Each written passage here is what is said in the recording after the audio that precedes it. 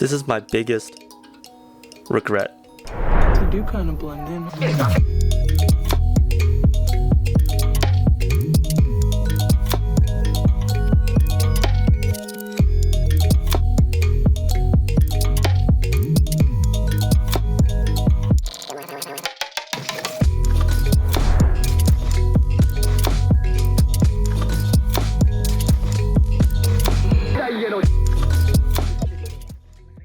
My biggest regret on YouTube is actually telling the people around me that I have a YouTube channel. And a lot of people ask me why. Like, wouldn't you want people to know that you have a YouTube channel so you can get more views? Well, and my answer to that is not really, because ever since that day, I haven't really felt the creative freedom to create the videos that I want to make. And in truth, I almost quit YouTube because of that. Let me explain.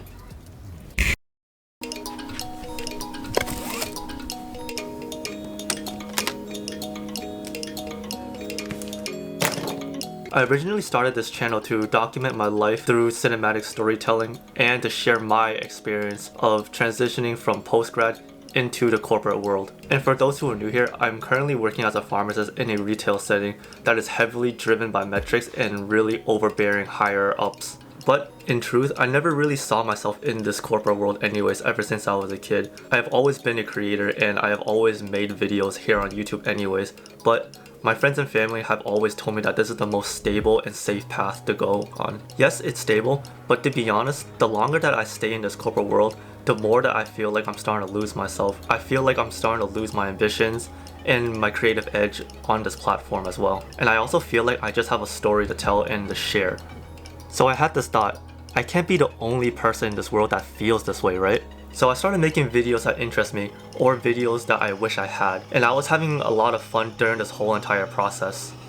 And the best thing about it all, nobody knew I was making videos. Until one day, I posted on Instagram for everybody to know that I had a YouTube channel. And from that day, everything changed for me. And this is the original Instagram post that started it all. And from that point, everybody in my immediate circle knows I have a YouTube channel. Oh, and on a side note, I've actually gotten a lot of questions about how I do my overhead shots when I don't even have an overhead rig. So, this is the setup. I have a tripod on the top, and then normally I would just do everything from the bottom over here.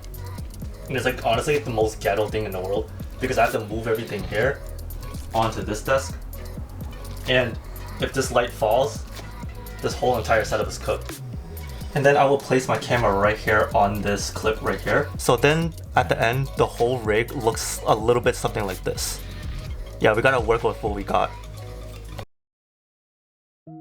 So my genuine joy for creating these videos started to slowly turn into anxiety. And I started to even worry about what other people thought about me when I made these videos and how I am on camera. So I started to second guess myself on my skills as a filmmaker, an editor, and most importantly, a storyteller.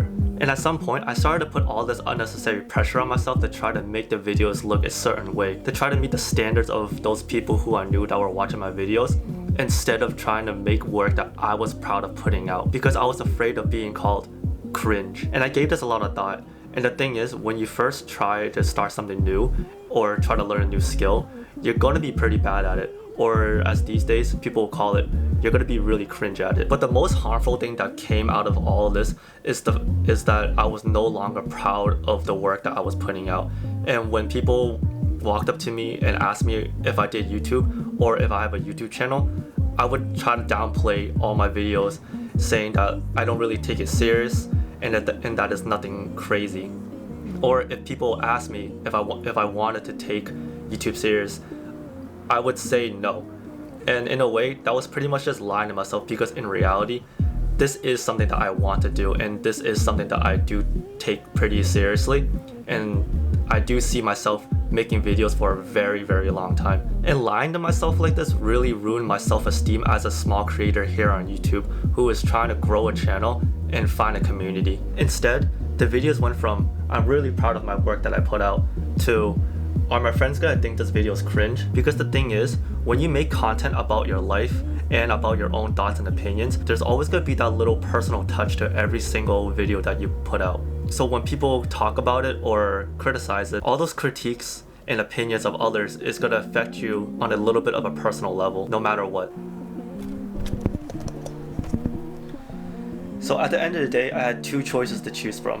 One, I either keep my channel and keep documenting my life, or two, I delete my channel and admit to myself that this was a pipe dream the whole time. And well, I had to make a choice.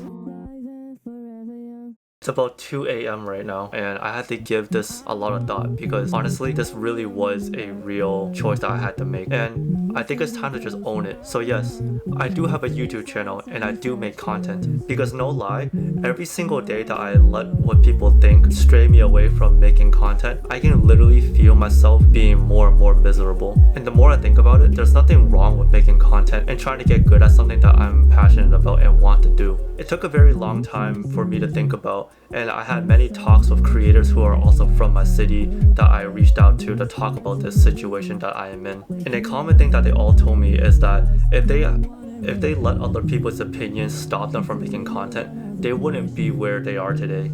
And that they would be miserable on the fact that they let other people's opinions change what they wanted in life. And knowing that creators, when they first started, went through a very similar situation as I am in right now, that just means that it's part of the process, and that what I am going through and what I'm feeling right now is very normal. So a message to every small creator out there who is trying to make a name for themselves: this is part of the journey, and keep putting in the work. And most importantly, do what you can't.